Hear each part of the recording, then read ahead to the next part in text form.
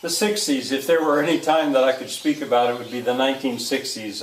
You know, I was, what was I? I was probably about 12 years old when they started, and 22 when they ended, or something like that. Anyway, what to say? What have the 60s left us that we still value? I think so much of it is actually here, but let's start with music. Popular music. Popular music. Folk music. You know, I've been kind of disappointed that seemed to fade, that it didn't continue to be more valued than it was, because of the popular music, I could relate to it much better than rock and roll at the time. I said earlier maybe I was a nerd, probably was.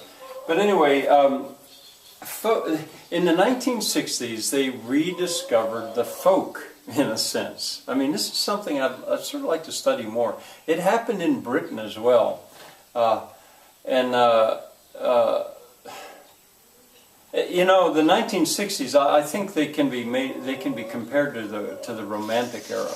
If you'd look at this course and you go back through and think of that chart about what were the Romantics like back in Romanticism.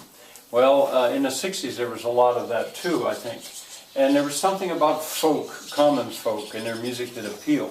But that folk music then took on the protest songs. The 60s was a time of a lot of protests, and names that come to mind are Bob Dylan, recently awarded a prize by Barack Obama for his work. Bob Dylan, I think I might say if I had to single out a poet that was the greatest poet in my lifetime, I guess maybe I would say Bob Dylan.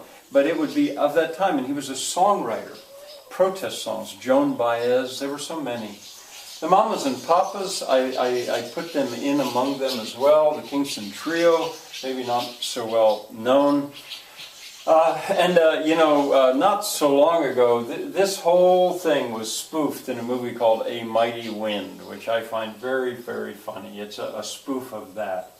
But it seemed to fade. It seemed like of the two kinds of music that people were listening to, rock and roll, it seemed like it won the day in my mind, and it then took off. The Beatles, there was something called the British invasion eventually, because there were so many British bands that came to America.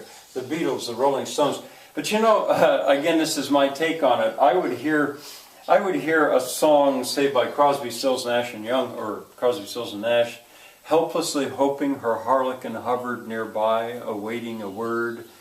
The subtlety and the cleverness of that lyric was so extreme. And then, and I loved that. And then I would hear a Beatles song like, I want to hold your hand. I want to hold your hand. And when you touch me, I feel happy inside. It seems so insipid to me, and yet that's people remember that song. I don't know. Anyway, the Rolling Stones, if you want to get a feel for the rock and roll of the 60s, see Woodstock.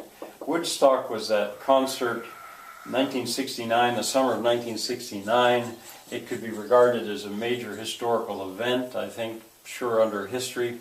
Probably the most famous rock concert of all time.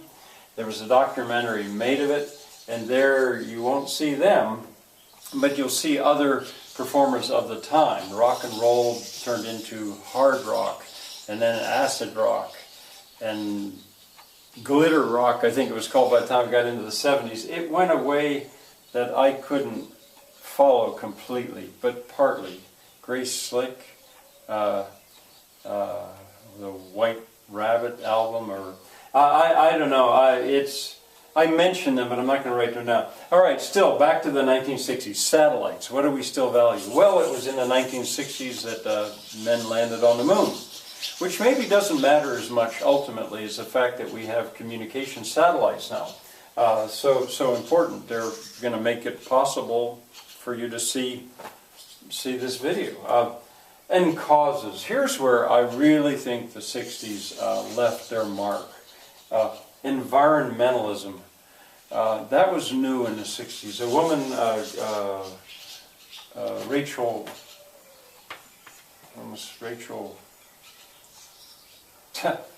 I can't think of her name just like that, but Silent Spring. predicting that the way we were acting was going to destroy the environment. Well, it's become part of our thinking. Well, there's some people that don't want to accept that global warming is going on, but still, environmentalism, it was kind of new in the 60s. Rachel Clark?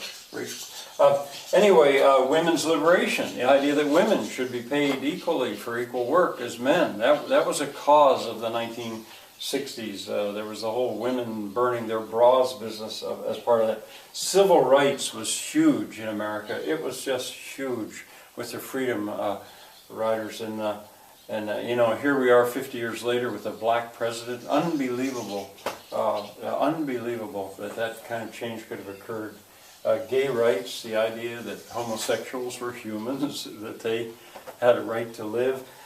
You know, now this is all so obvious, so much of this now, but it wasn't in the 1960s, and it had to be fought out, and there was a lot of protesting, and this was an idealistic generation, and it left its mark. These are valued to this day. And then I guess finally maybe the whole image of a hippie, the hippies. You know, we still like that, you know, bloodshot eyes, peace brother, headband. I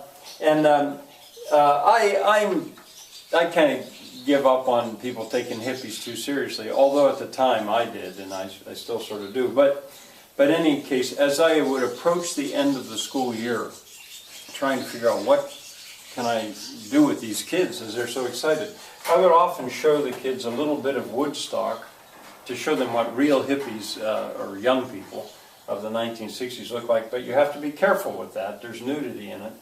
And then the Broadway musical Hair is about protesting the Vietnam War. And it's about hippies. And I like to show the way that opened. But if you would go to that, and if you'd find it, and if you'd watch it, depending on how old your kids are, you might want to stop at about the point that they rent a horse and they're riding a horse, because once again, it was pushing the envelope, this whole thing. But anyway, that was a way to give a look at the 60s, and it seems to me there's just so much there. I have no doubt I could teach an entire half-year course on the 60s, but I won't. Don't worry. All right, I got one more day left. One more day left. I think I may not do that tomorrow. I may wait till Monday. I may take my time to think about this. What to do with the last day of a 180-day course. Well, I hope to see you then.